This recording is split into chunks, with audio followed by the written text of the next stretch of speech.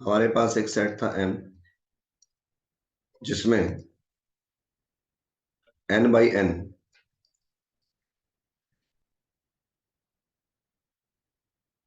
एक मैट्रिक्स थी, जहां पर determinant A not equal to 0 था और साथ में Aij belong to Q। Q मतलब सेट ऑफ रेशनल, ये गिवन था। अब ये होना चाहिए, ये होना चाहिए, ये होना चाहिए, तब M का मेंबर है। तो अगर मैं इसका क्लोजर लिखने बैठ जाऊं और पॉइंट बना लूं, मैंने कहा for all A comma B belong to M, तो जाहिर सी बात है number 1, if order of A and B are of n cross n, तो जाहिर सी बात है ऑर्डर ऑफ ए बी जो होगा also of n cross n। Number दूसरी बात, इफ, तो ऐसे भी लिख सकते हैं elements of A and B are rational, then elements of A B are also rational. दो बातें हो गई। अब तीसरी बात कि वो नॉन सिंगुलर है। इफ ए एंड बी अगर M में है तो नॉन सिंगुलर है, और नॉन सिंगुलर है then determinant A not equal to 0 and determinant B not equal to 0।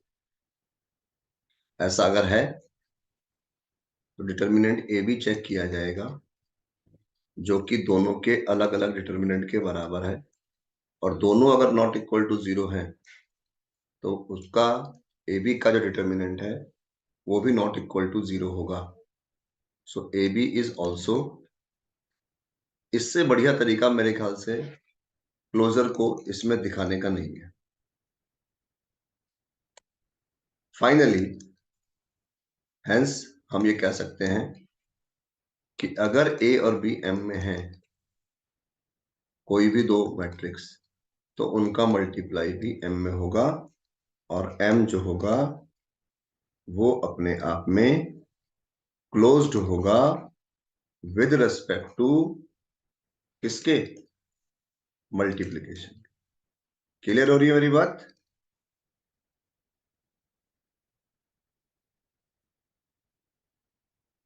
Confirm है?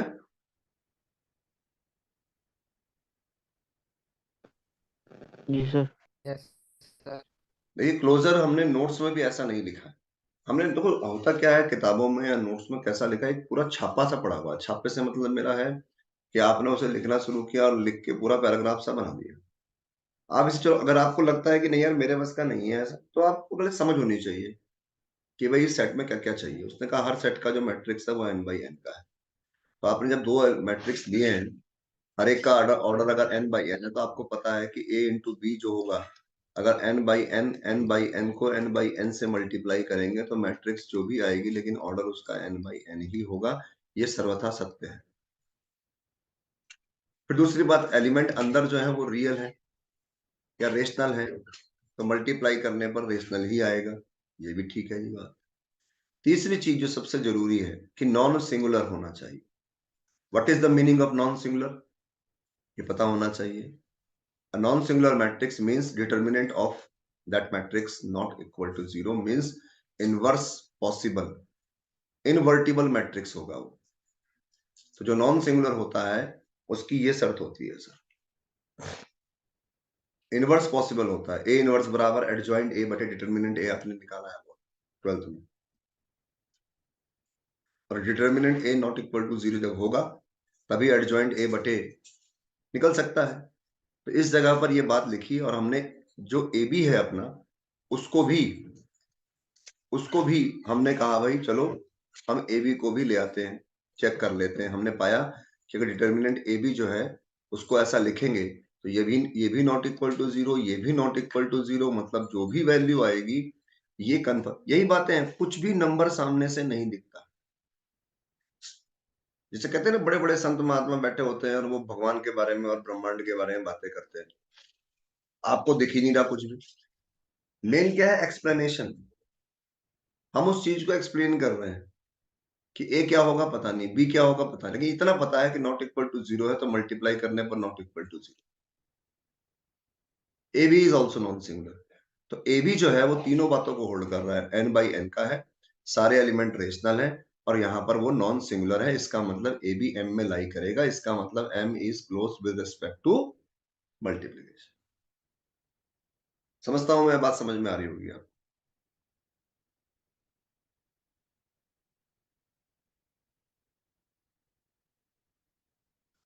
जी।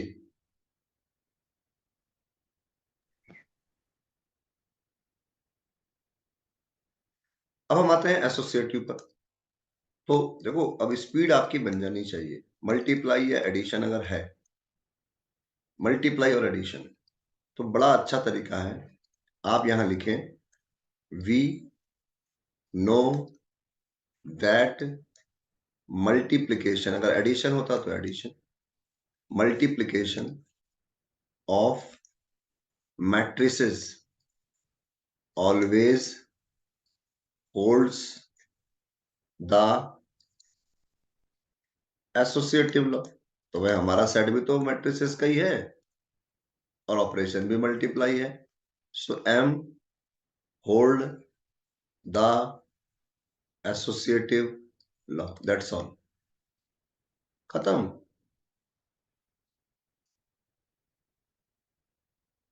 बात खत्म हो जाएगी सर। कंफर्म है?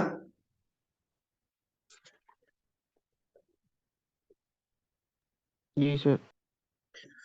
अब आते हैं सर इसी केस में हम आइडेंटिटी पर। इसी केस में हम आते हैं सर आइडेंटिटी पर। अब आइडेंटिटी के लिए देखो फिर वही बात है, मुझे पता है, आपको पता है सर कि जो हमने बात कही कि एग्जिस्टेंस ऑफ आइडेंटिटी, मतलब फिर पूछे भाई क्या मतलब है इसका, तो आप कहोगे भाई मेरे पास एक सेट है एम, उसमें एलिमेंट है मैट्रिसेस एन बाई एन के, इस प्रकार के हैं और वो नॉन सिंगुलर हैं, उनके एलिमेंट ऐसे हैं। मुझे ये साबित करना है कि क्या ये एम मल्टीप्लाई के रेस्पेक्ट में मैट्रिक्स मल्टीप्लाई, भाई मल्टीप्लाई किसके बीच में लगेगा? एलिमेंटों के बीच में। तो मल्टीप्लिकेशन बोलो या मैट्रिक्स मल्टीप्लिकेशन बोलो, बात एक ही। मल्टीप्लाई के रेस्पेक्ट में उनके एलिमेंटों के बीच में मल्टीप्लाई लगे, ऑपरेशन लगे, तो यह साबित करना है मुझे कि मेरे सेट में एक ऐसा एलिमेंट होना चाहिए जिसके साथ किसी को भी मल्टीप्लाई करें उसकी सेहत पे फर्क ना पड़े। और अगर ऐसा एलिमेंट मेरे पास हुआ तो मैं उस एलिमेंट को इस सेट का आइडेंटिटी एलिमेंट कहूंगा इस ऑपरेशन के रेस्पेक्ट। अब सबको पता है मल्टीप्लाई में आइडेंटिटी क्या होती है, डायगोनल में 1 होते हैं, बाकी सब जगह 0 होते हैं। अब 2/2 का तो हमने लिख लिया था, वो कॉस साइन वाला, लेकिन n बाई एन कैसे लिखेंगे? खामोखा टाइम वेस्ट करेंगे हम। तो हम खाली इतना लिखें, here I belong to m। हमने कहा I m में है, अभी एलिमेंट नहीं बोला मैंने, आइडेंटिटी मैट्रिक्स है। I belong to m is the unit matrix, identity matrix, not an identity element. कल को मैं अगर आइडेंटिटी मैट्रिक्स लिख दूं तो एलिमेंट मत मानिए, अभी मैंने एलिमेंट वर्ड इस्तेमाल नहीं किया है, इसीलिए आइडेंटिटी मैट्रिक्स वर्ड की जगह यूनिट मैट्रिक्स हो रहा है। और जीरो मैट्रिक्स का मतलब सारे एलिमेंट जीरो। तो यूनिट मैट्रिक्स का मतलब है जिसके डायगोनल के एलिमेंट आपको 1 मिलते हैं, उसको हम कहते हैं यूनिट मैट्रिक्स। ये है sir I, n by n का होगा जरूर। कोई कहे जी क्यों होगा, आप कहोगे देख भाई एन बाई एन का है, देख भाई जितने भी ये एलिमेंट हैं ये सारे रेशनल हैं, और मेन बात है भाई देख, डिटर्मिनेंट आई जो होता है वो चाहे 2/2 का हो, चाहे 3/3 का हो, चाहे n/n का हो, हमेशा एक होता है। मतलब आई जो होता है वो यूनिट मैट्रिक्स जो होता है वो सदैव नॉन सिंगुलर होता है, इसलिए आई एम में जरूर होगा। यही एक्सप्लेनेशन, यही लिखने की जो बातें हैं ना, यही नहीं लिख पाते।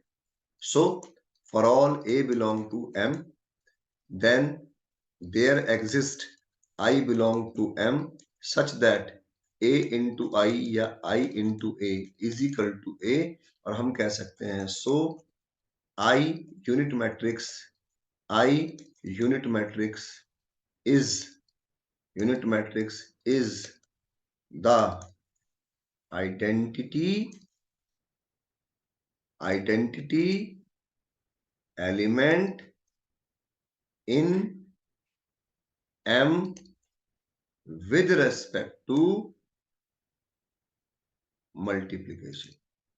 क्लियर है मेरी बात?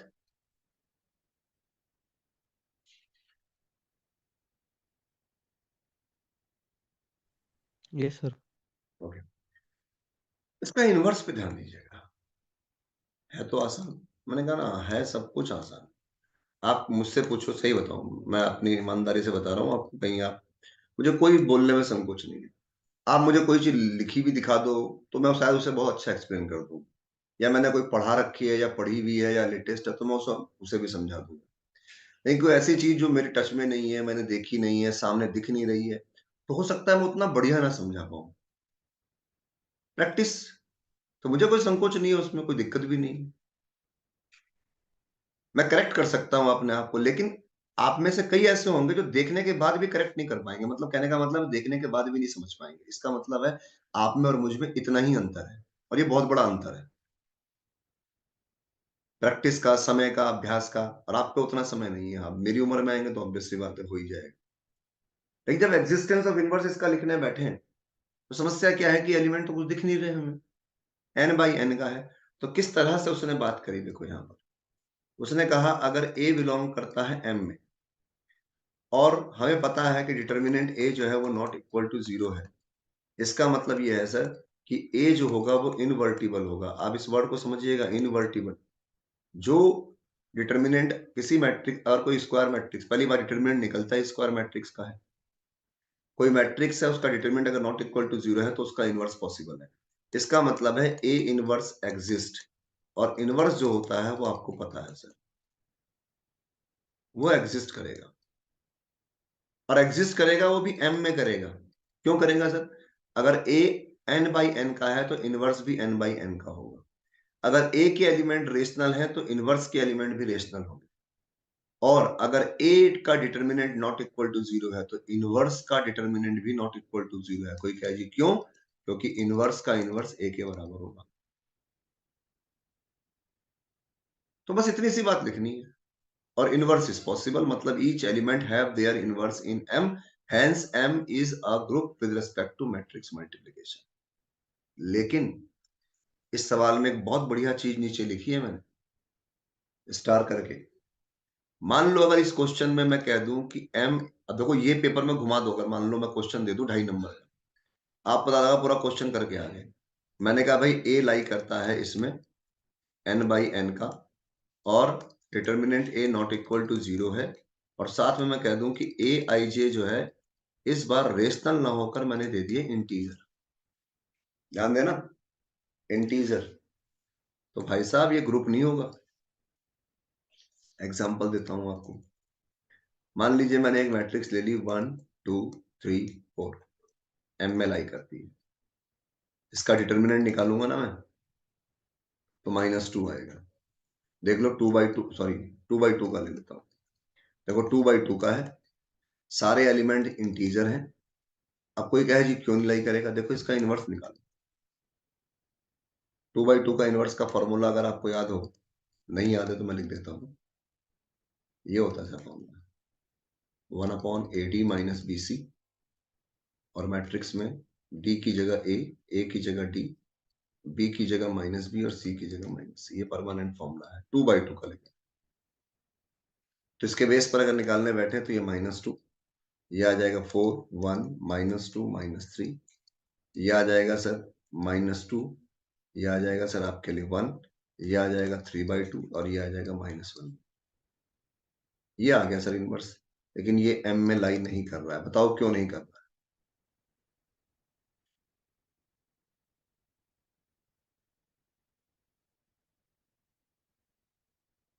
बताओ।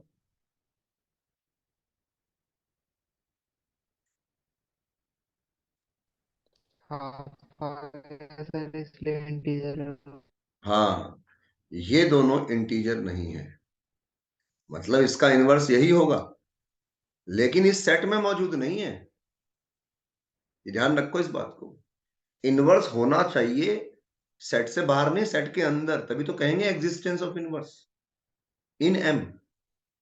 यहां हम हर एलिमेंट का इनवर्स ढूंढ रहे हैं, लेकिन एम के अंदर, उसी दायरे में ढूंढना है। तो मतलब ये एक मैट्रिक्स एम में है कंफर्म, लेकिन इसका इनवर्स एम में नहीं है। इसका मतलब अगर एक एलिमेंट का भी इनवर्स मौजूद नहीं है एम के अंदर, तो एग्जिस्टेंस ऑफ इनवर्स की प्रॉपर्टी फेल।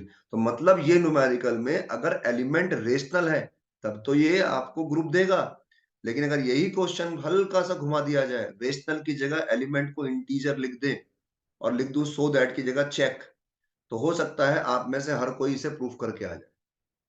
तो ये पॉइंट अपने लिए जरूर ध्यान रखिएगा, बारीकी से काम कर रहे हो तो आप ध्यान रखें कि यही सवाल में अगर एलिमेंट इंटीजर आ जाए तो ये ग्रुप नहीं है, अगर रेशनल है तो ये ग्रुप है। कंफर्म मेरी बात?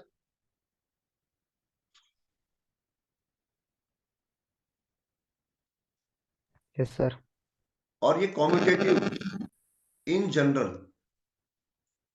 जनरल, सामान्यतः matrix multiplication multiplication is not a not hold commutative law, मतलब कर भी सकता है नहीं भी, एडिशन में तो ऑलवेज है। इसीलिए हमारा जो ये एम है इज नॉन अबेलियन ग्रुप है, ग्रुप है लेकिन अबेलियन नहीं है। दैट्स ऑल, क्वेश्चन खत्म। अब अगर आप अपने पीडीएफ को देखेंगे, अपने सॉल्यूशन को देखेंगे, तो बस मैंने क्या कहा, ये संडे निकल गया, कोई बात नहीं, कल का दिन है, जितना काम हो चुका है उसे एक बार पढ़ लीजिए, बस सिर्फ पढ़िए। देखिए मैंने यहाँ देखो पूरा पैराग्राफ सा बना दिया, जबकि मैंने अभी समझाया तो मैंने ABCD करके लिखा, आपको ए लिखा, बी लिखा, वैसे चाहो तो वैसे लिख दो, क्या दिक्कत है। ये चीज वही लिखी है कि ए और बी अगर ऑर्डर एन का है तो ए बी भी होगा, ये लिखा है देखो।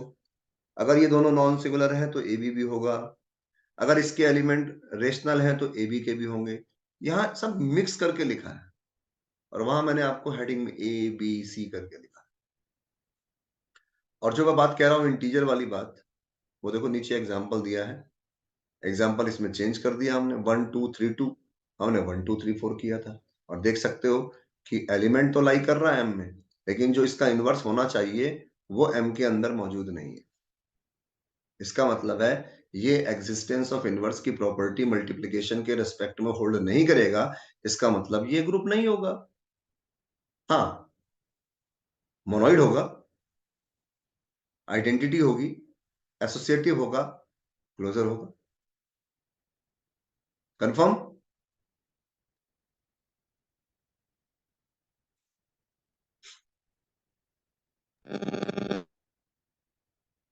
अब इसमें तीसरा पार्ट भी है जो मैंने सॉल्व नहीं किया, जरा आप पढ़ के सुनाओ।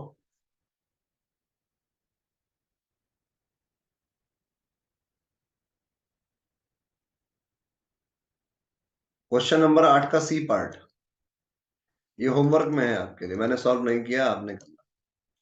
लिखा है sir, prove that the set of all let M be the set of all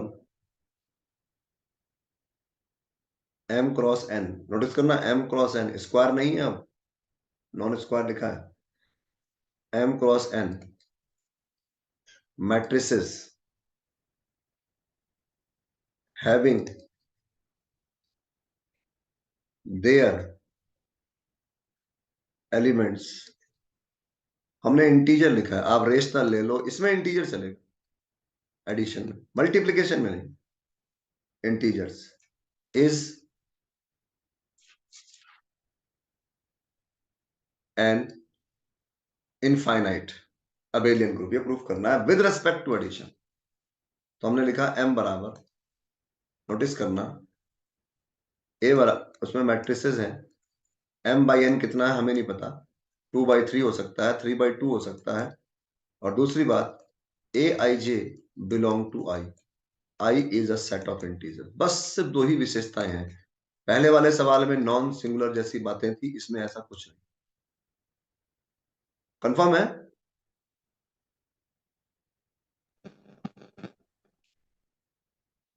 अब कोई मुझे कहे सर इसका यस क्लोजर, सर।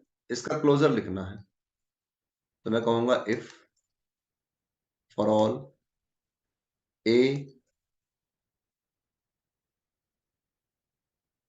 b, ध्यान रखना एडिशन में ऑर्डर नहीं बदलेगा ना, अंदर आई जे बदलेगा, आई जे का आई जे के होगा, कहीं जे के कर दो उसे आप, a and b where a i j and b i j belong to i, so a plus b is also of order m cross n and elements of a plus b are also integers। बस छापा मारना है खाली। सो अगर a और b m में लाई करते हैं, then a plus b belong to m, मतलब m is closed with respect to किसके, matrix addition, addition of matrices. Confirm है? इसमें पंगा नहीं है।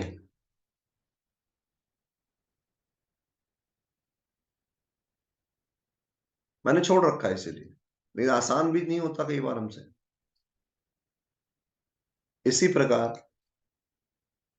गौर करें, मैं लिख दूं एसोसिएटिव लॉ, भाई साहब फिर वही अपना हथियार, we know that addition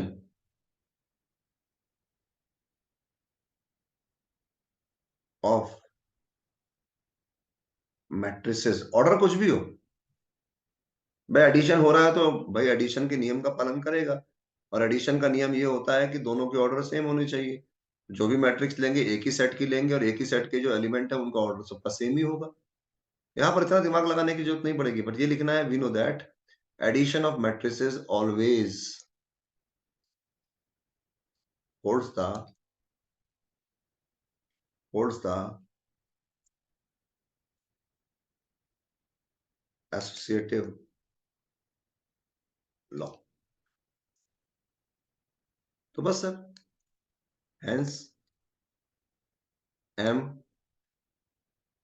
holds the, इसीलिए हमारा सेट m भी एसोसिएटिव लॉ को होल्ड करेगा with respect to matrix addition. That's all. क्या कहते हो?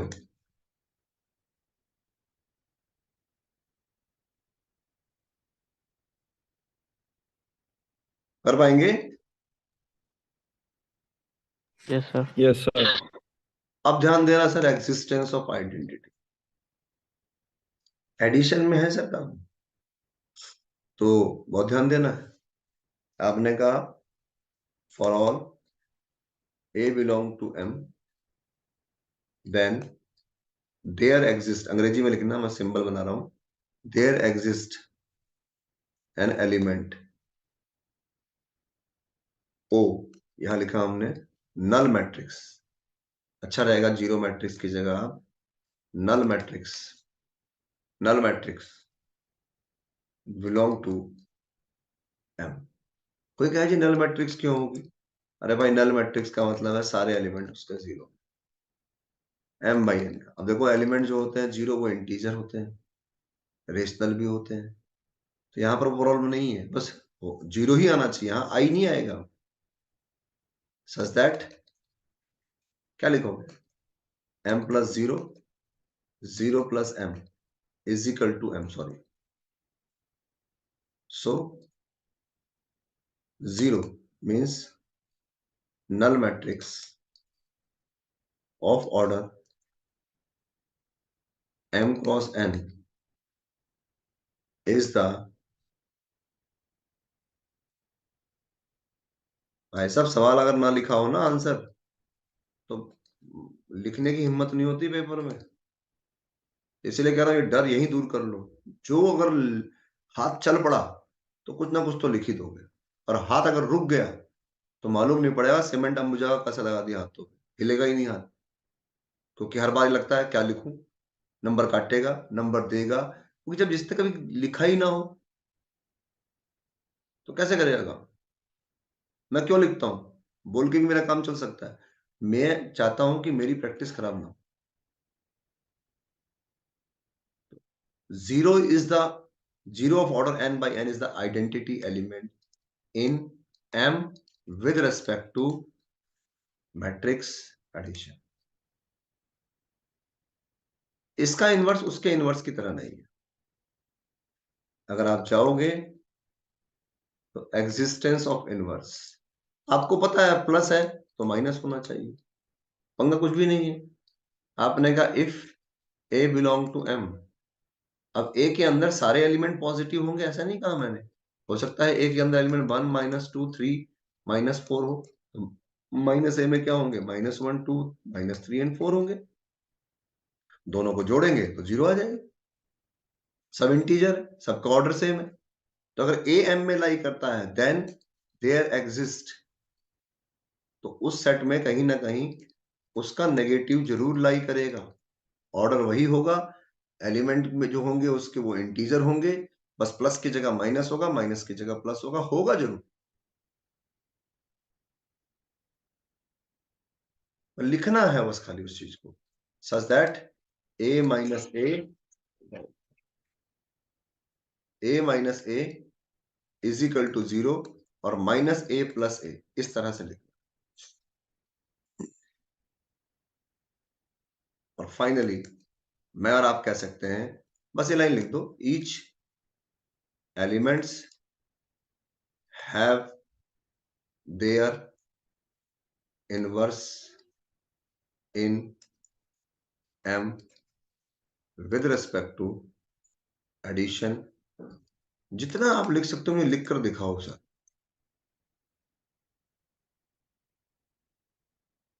मैं करेक्शन करूंगा अपने अकॉर्डिंग, टीचर आपका क्या सोचता है मुझे नहीं पता।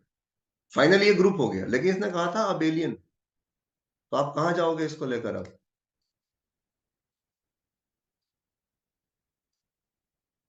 और आप लिखोगे फिर वही, वी नो दैट एडिशन तो मैट्रिक्स का ऑलवेज होल्ड करता है, दोनों मल्टीप्लीकेशन करेगा या नहीं गारंटी नहीं, commutative. We know that addition of matrices always holds the commutative, ये डॉट मत लिखना, पूरा फुल फॉर्म में लिखना, so m plus holds the commutative law. हमारा अलजेब्रिक स्ट्रक्चर भी इस बात को होल्ड करेगा, hence m plus is an क्या? Abelian group, that's all. कर पाएंगे क्या? Yes sir. देखिए सबसे अच्छा तरीका क्या है, आपके पास वीडियो में ये है, तो आप एक बार पढ़ लें, सुन लें वीडियो को, इसे खुद लिखें, और जहां अटक जाओ वहां ऐसा मत करना प्लीज, कि आप क्या करोगे, देखो फिर वही बात है कि हम कुछ कैसे सीखेंगे, हर आदमी की अपनी टेक्निक है, अपना तरीका है। किसी को हो सकता है ऐसा तरीके से अच्छा लग जाए, दिमाग में आ जाए, वो सोचता है कि यही तरीका बेस्ट है। मुझे नहीं पता इस बारे में, लेकिन जब ये सुन लिया, देख लिया, कर लिया, तो कायदे से मुझे खुद लिखना चाहिए। लिखने से क्या होगा, मुझे ये मालूम पड़ेगा मैं कितना कम लिख पा रहा हूँ। वरना फिर क्या होगा, जब टेपोगे ना आप, तो फिर आपको महसूस, जब कई लोग कहते हैं ना लिखने से अभ्यास होता है, लिखने से अभ्यास उनको होता है जिनको पहले से पता होता है। सर्कल ग्रुप का मतलब होता है कि एक सेट जेड जो कि कॉम्प्लेक्स नंबर का है,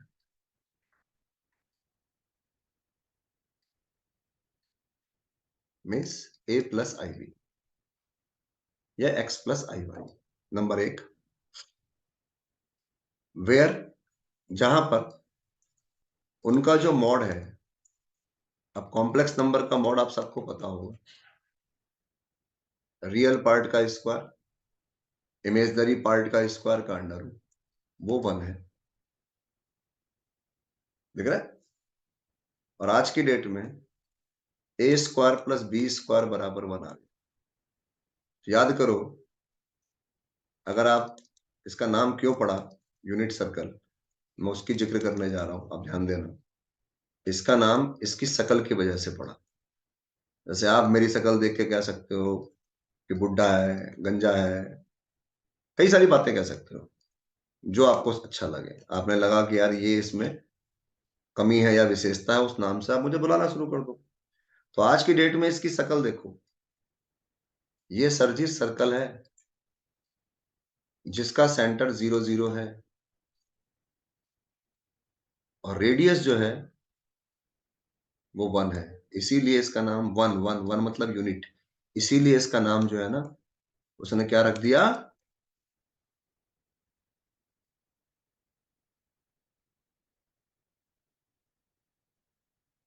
क्लियर है?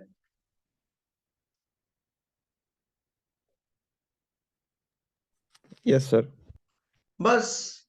तो मतलब कल को अगर ये आ जाए कि what is the what is the unit circle, explain it, it is a group और not, with respect to multiplication. तो गौर करिए, अपने को इतना ही काम करना है खाली, अपने को एक सेट बनाना है Z which contain complex numbers, those complex number their magnitude is equal to 1, means x square plus y square is equal to, ये है सर। अब ये ग्रुप होगा, ये साबित करना है।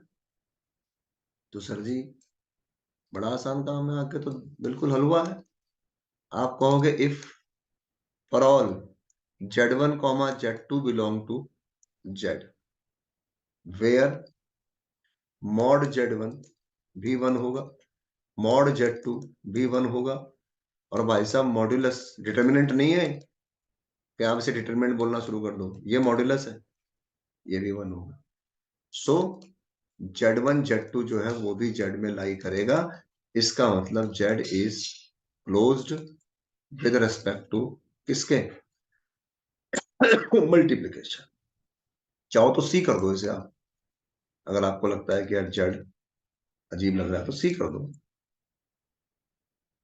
एसोसिएटिव और कॉम्यूटेटिव अपना वही भाई, we know that multiplication of complex number, note करना, multiplication of complex numbers always hold the commutative and associative.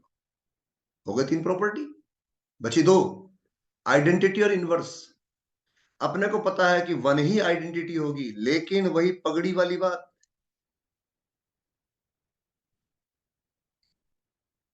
हो गया sir, one is the identity element. और इनवर्स लाना है आपको, उस पर मेहनत करनी है। तो आज ये क्वेश्चन पढ़िएगा, देखिएगा, कल मैं इससे आगे ही आपको लेके चलूं। लिखिएगा जरूर प्लीज, लेकिन देखिएगा, ये होमवर्क है आपका आज का। ठीक है सर, इस सवाल को धन्यवाद।